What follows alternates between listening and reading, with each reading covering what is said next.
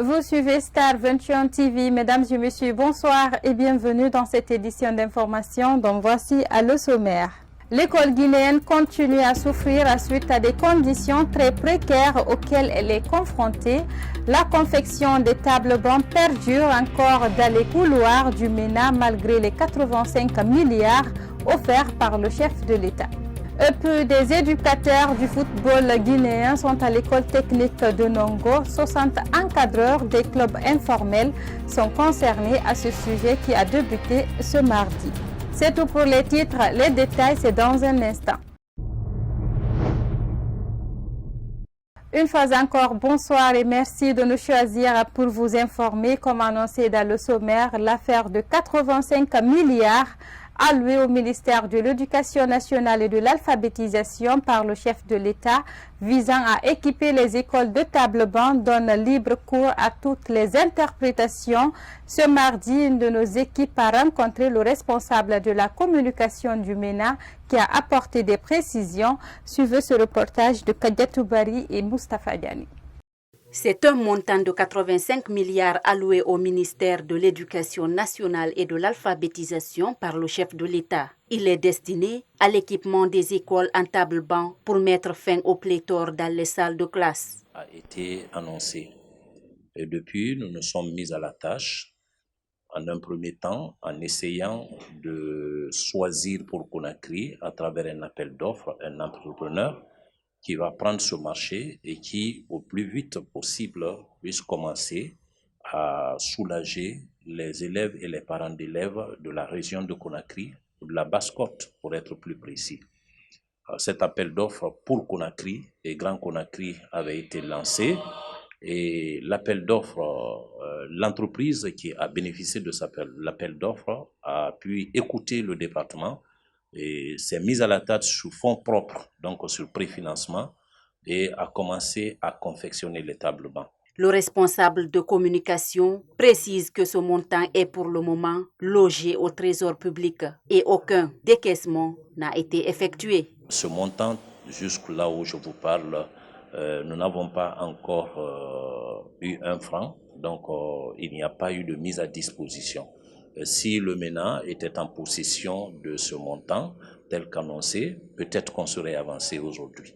Donc, les préfectures et les régions de l'intérieur du pays vont devoir attendre un tout petit moment jusqu'à ce que les procédures engagées aboutissent et que nous ayons le montant à notre disposition. Ce chargé de communication invite les uns et les autres à la patience, car selon lui, toutes les écoles de la République de Guinée vont bénéficier de nouveaux tables-bancs au moment venu. Pendant ce temps, le besoin se fait ressentir dans les établissements scolaires publics à Conakry ainsi qu'à l'intérieur du pays. Le 22 juin de chaque année, le monde célèbre la journée internationale sans voiture, une occasion de faire le point sur l'usage de cet engin en vue de réduire la pollution de l'environnement à travers la sensibilisation des populations. Ce mardi, un écologiste s'est exprimé à ce sujet.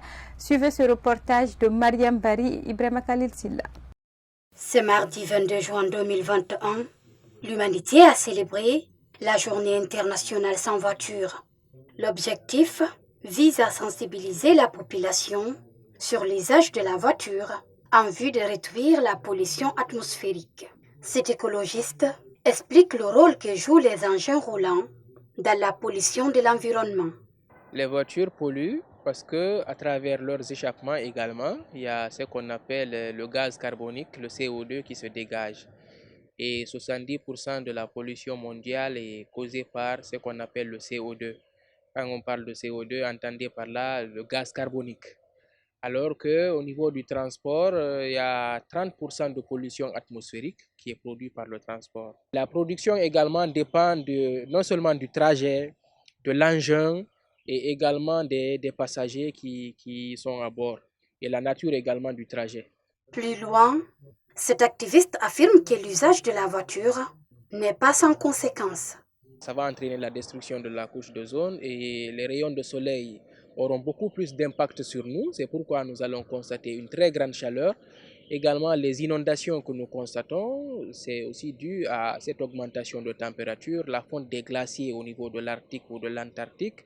C'est aussi dû à l'augmentation de la température qui est causée par les émissions de gaz à effet de serre. Pour finir, Seiko Amadou Tidjane Diallo a sollicité l'utilisation des énergies renouvelables au profit des énergies fossiles qui impactent considérablement l'environnement. Un immeuble en construction s'est effondré ce lundi 21 juin à Sonfoniagar dans la commune de Ratoma où les ouvriers ont été sauvés de justesse. Les autorités du ministère de la Ville et de l'Aménagement du territoire se sont rendues sur les lieux pour s'enquérir des réalités. Alpha Omar Diallo nous commente les images de nos confrères de Gangan TV. C'est un immeuble en construction qui s'est effondré alors que les ouvriers étaient déjà sur place. Pas de pertes en vies humaines, mais ceux qui étaient présents ont été grièvement blessés et sont aux soins intensifs dans une clinique de la place. On était venu à un de mon petit frère qui m'a appelé, soi-disant que le mur est tombé sur 4 personnes dedans. Le fait qu'on est venu, on a trouvé les gens sont dedans et puis ils n'étaient pas dans le trou. On ne les voyait même pas. Une fois on est venu avec la population, avec certains jeunes, dans le quartier, on les a sauvés la vie.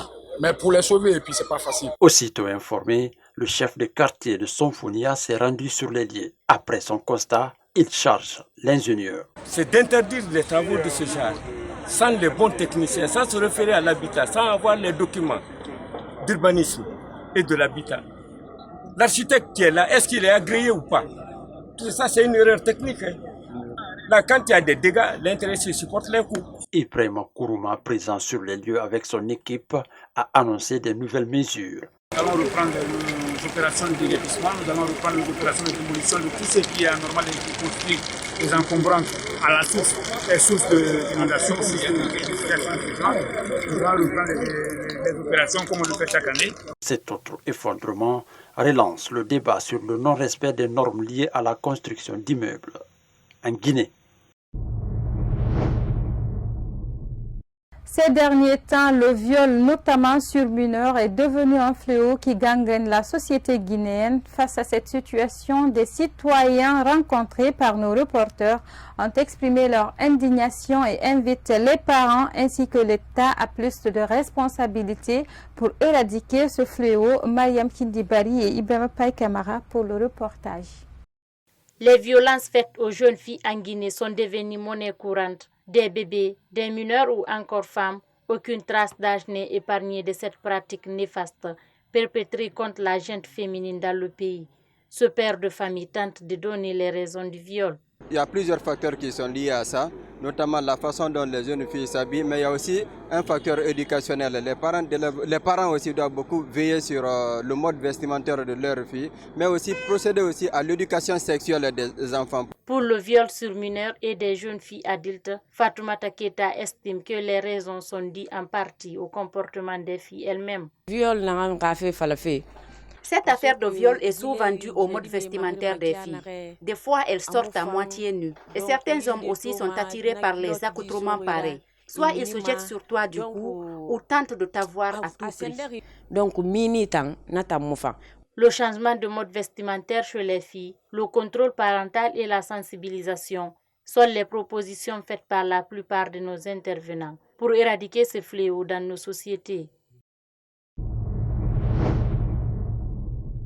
Construite depuis 1983 au quartier Sangoya dans la commune de Matoto, la mosquée Noba se trouve aujourd'hui dans un état de dégradation très poussé, une dégradation qui a failli coûter la vie à 3 personnes suite à la chute du minaret. Suivez ce reportage de Yaya Bari et Alpha Omar Diallo. Créée depuis 1983, la mosquée Noba, située au quartier Sangoya, secteur 1, dans la commune de Matoto, se trouve actuellement dans un état de vétusté très poussé. Ce samedi 19 juin 2021, ce minaret s'est effondré sur des personnes, faisant ainsi 3 blessés. La mosquée est dans un état de décrépitude. Nous voulons changer son image parce qu'elle est complètement fatiguée. Nous sommes restés dans cette inquiétude et aujourd'hui, comme vous le voyez, le minaret est tombé et on a enregistré 3 blessés. Nous n'avons ni d'argent, ni de ciment, ni de fer et de bois. Nous prions aux personnes de bonne volonté de nous venir en aide. Visiblement, cette maison de Dieu est aujourd'hui en manque de tout. Ce muezzin sollicite l'aide de l'État et aux bonnes volontés. Maintenant, on veut que l'État vienne nous aider. Maintenant, c'est pour décoiffer ça maintenant, de faire comme un étage. Sous-bassement, c'est sous forme de l'étage. Les bonnes volontés viennent nous aider. À tous les musulmans qui se trouvent en Guinée, partout, ils viennent nous aider. En attendant, ce lieu de culte est actuellement sans toiture. Si rien n'est fait, les fidèles musulmans qui pratiquent cette mosquée seront contraints de mettre fin à des prières collectives. Le marché Mayalon de la tannerie dans la commune de Matoto est envahi d'ordures suite aux dernières pluies qui se sont abattues sur Conakry. Pourtant, plusieurs familles viennent s'approvisionner des denrées alimentaires exposées à toutes sortes de risques sanitaires. Oumar Kondé nous commente les images de Moustapha Diani. Des caniveaux bouchés, des chaussées pleines de boue et de déchets de tout genre. C'est l'image piteuse qu'affiche ce lundi le marché Mayalon de la tannerie dans la commune de Matoto suite aux dernières pluies. Ici, l'on assiste à une putréfaction d'ordures bouées, doublée d'odeurs asphyxiantes. Un environnement invivable pour les vendeurs et impraticable pour les usagers. Et pire, plusieurs familles viennent se procurer des denrées alimentaires en plein milieu des détritus. Chose qui constitue de réelles menaces pour la santé publique. Face à cette situation, les usagers de ce trajet interpellent les autorités, notamment celles de la commune de Matoto, à curer les caniveaux pour enfin faciliter la libre circulation des eaux de ruissellement. Un appel pressant qui mérite une oreille attentive quand on sait que des inondations ont commencé à faire des dégâts par endroits à Conakry. Déjà annoncé dans le sommaire, une formation des éducateurs du football a été lancée ce lundi 21 juin au centre technique de Nongo. Ils sont plus de 60 encadreurs des clubs informels à participer à cette science qui sera sanctionnée par un diplôme de licence. Ibrahim Diallo. Ils sont au nombre de 80 éducateurs de football, dont 6 femmes a bénéficié de cette session de formation. Chérif Suleiman, l'un des formateurs, explique les objectifs. L'objectif, c'est de former des éducateurs qui peuvent, dans le temps, progresser pour pouvoir encadrer. Vous savez, généralement, on ne joue pas à la base. Le football se joue ici seulement au niveau de Ligue 1, Ligue 2. Mais au niveau des autres structures, c'est pratiquement impossible. Donc la fédération, dans le cadre de la réforme, a jugé nécessaire de former des éducateurs pour pouvoir s'occuper du football à la base. La formation va durer pendant 2 semaines. Elle sera sanctionnée d'un diplôme de licence des CAF. Au lieu de faire une simple formation où les entraîneurs seront dotés des attestations ou des certificats de participation, pourquoi ne pas contacter la CAF afin qu'on puisse transformer cela en l'obtention de la licence D. C'est ainsi qu'il a appelé la CAF a donné son aval, la fédération a donné son aval et on a démarré depuis hier la formation des éducateurs en licence D. À rappeler que c'est une première en Guinée que les éducateurs à la base bénéficient d'un diplôme de licence des CAF. Mesdames et messieurs, c'est la fin de cette édition d'information. Merci à tous de votre confiance. Merci également à la rédaction et à la régie qui nous ont aidés à réaliser cette édition.